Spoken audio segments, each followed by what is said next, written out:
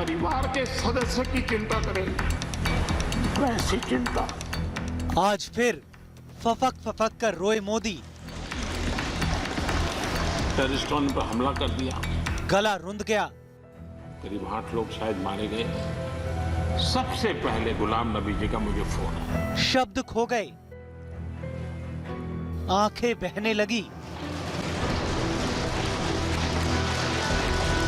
राज्यसभा में छलके पीएम मोदी के आंसू। किस बात का जिक्र करते करते रुंधा पीएम का गला। पीएम ने 14 साल पुरानी किस घटना का किया जिक्र। शायद मारे गए। सबसे पहले गुलाम नबी जी का मुझे फोन आया। राज्यसभा में किसकी विदाई से भावुक हुए पीएम। पीएम ने किसको किया सैल्यूट। सदस्य की चिंता करें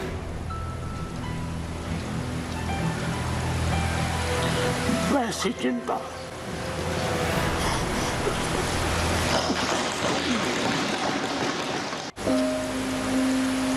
और वो फोन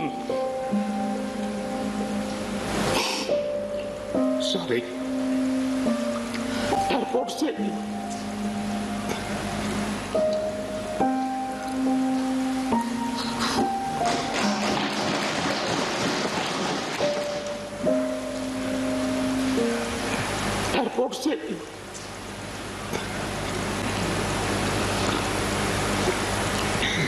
उन्होंने मुझे फोन किया और जैसे अपने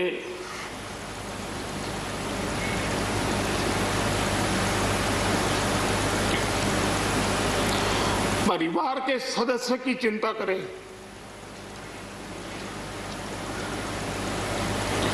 वैसी चिंता।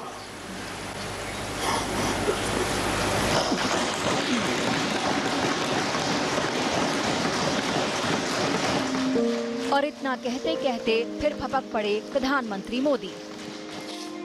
पद, सत्ता जीवन में आती रहती है, लेकिन उसे कैसे पचाना,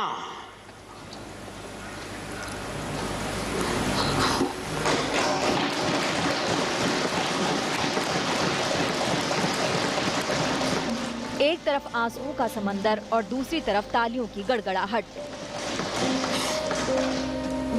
धारा प्रभा बोलने वाले पीएम मोदी के लिए आज बोलना मुश्किल हो रहा था। वो बोलना चाहते थे लेकिन बार बार गला रुंध रहा था। भावनाओं का दरिया आंखों से बह रहा था। मौका था राज्यसभा से कांग्रेस सांसद गुलाम नबी आजाद की रिटायरमेंट का। पीएम मोदी जब आजाद के लिए विदाई भाषण देने खड़े हुए तो किसी को अंदाजा नहीं था कि वो ऐसे भावुक पल के साझी होने जा रहे हैं। इसलिए अपने संबोधन के दौरान पीएम मोदी ने एक वाकये का जिक्र किया जब वो गुजरात के सीएम थे और जम्मू कश्मीर में गुजरात के यात्रियों पर आतंकी हमला हुआ था। गुजरात के यात्री, क्योंकि जम्मू कश्मीर में जाने वाले टूरिस्ट में गुजरात बहुत बड़ा नंबर रहता है, और टेररिस्टों ने पर हमला कर दिया।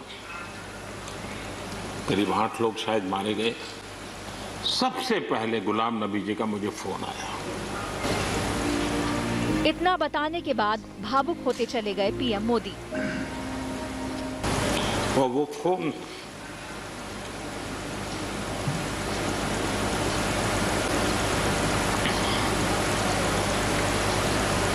सिर्फ सूचना देने का नहीं था,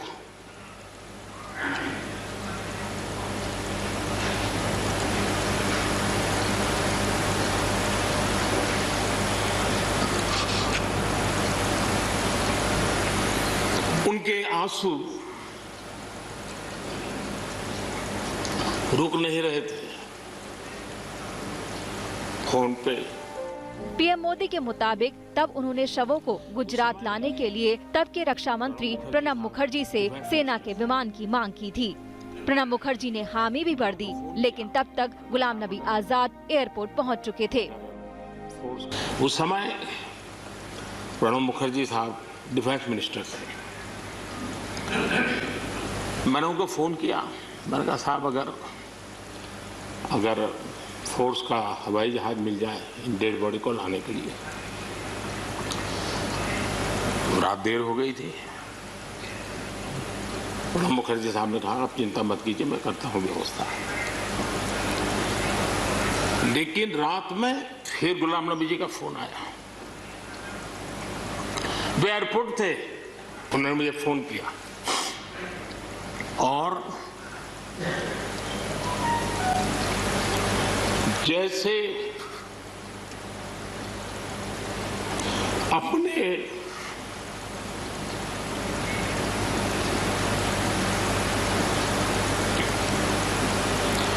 परिवार के सदस्य की चिंता करें,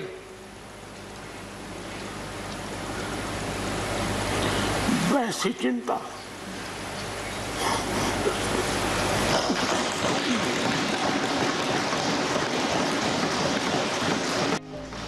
पीएम मोदी हमेशा से कांग्रेस पर हमलावर रहे हैं, लेकिन आज जब राज्यसभा से कांग्रेस नेता गुलाम नबी आजाद की विदाई की बारी आई तो पुराने अनुभवों ने उन्हें भावुक कर दिया। पद, सत्ता जीवन में आती रहती है, लेकिन उसे कैसे पचाना,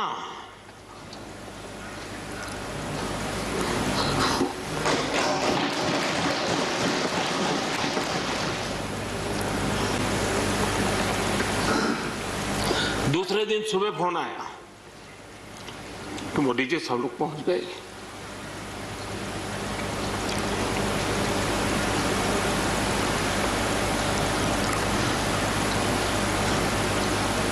इसलिए भावनाओं का गुबार थमा तो उन्होंने गुलाम नबी आजाद को शुभकामनाएं भी दी। एक मित्र के रूप में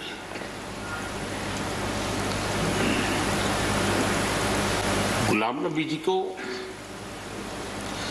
घटना और अनुभव के आधार पर मैं आदर करता हूं।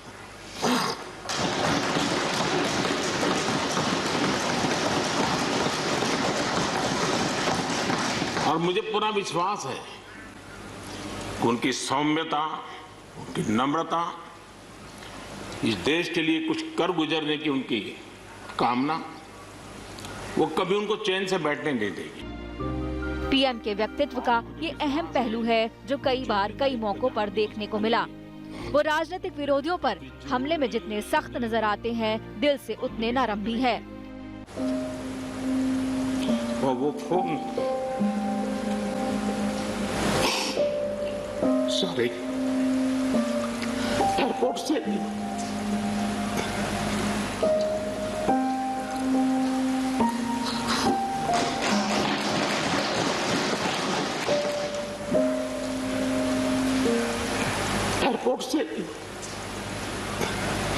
प्रधानमंत्री मोदी बेहद भावुक हैं। उन्होंने मुझे फोन किया और संसद में मोदी का फपक फपक कर रोना इसी बात की तस्दीक करता है। जैसे अपने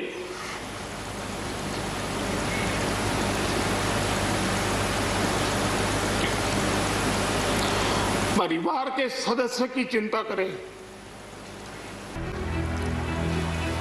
पहली बार 2014 के आम चुनाव में अपार बहुमत से जीतने के बाद जब मोदी बीजेपी संसदीय दल की बैठक में बोल रहे थे, तब लाल कृष्ण आडवाणी ने उनके लिए कृपा शब्द का इस्तेमाल किया।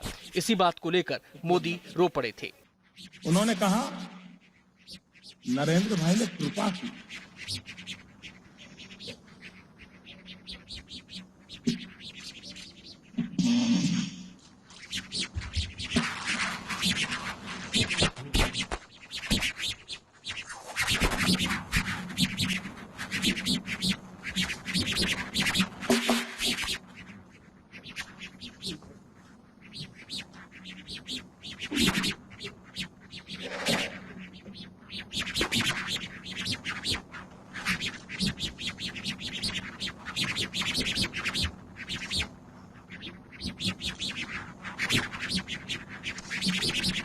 क्या माँ की सेवा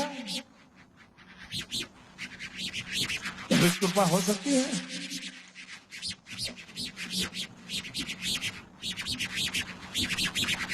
कतई नहीं हो सकती।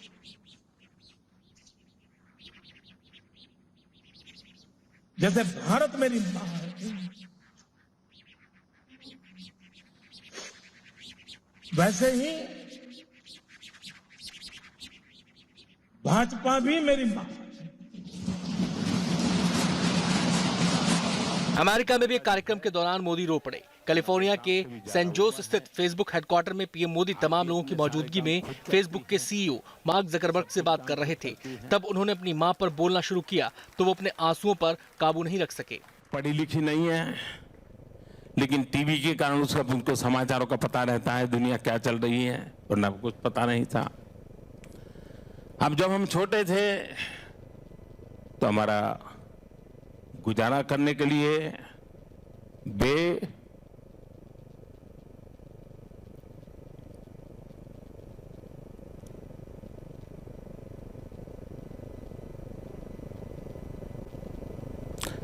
अड़ोस पड़ोस के घरों में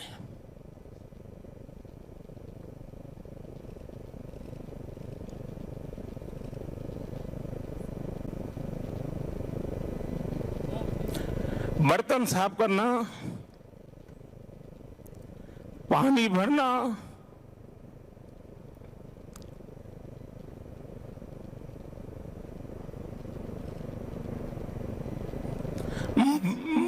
मजदूरी करना,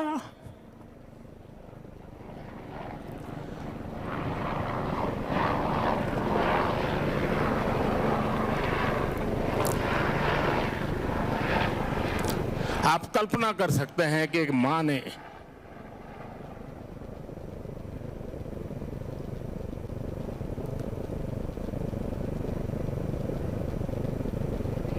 अपने बच्चों को बड़ा करने के लिए कितना कष्ट उठाया होगा।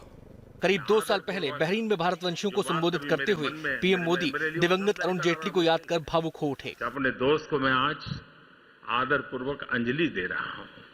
कभी किसी की जिंदगी में ऐसे पल नहीं आने चाहिए, किसी की जिंदगी में नहीं आने चाहिए। ऐसा ही भावुक पल लखनऊ में जनवरी 2016 में आया था। वहां एक कार्यक्रम में हैदराबाद यूनिवर्सिटी के छात्र रोहित वेमुला को याद करते हुए पीएम मोदी की आंखें छलक गई थी। उस इरादे को पार करने के लिए जिंदगी खपाना ये बहुत कठिन हो।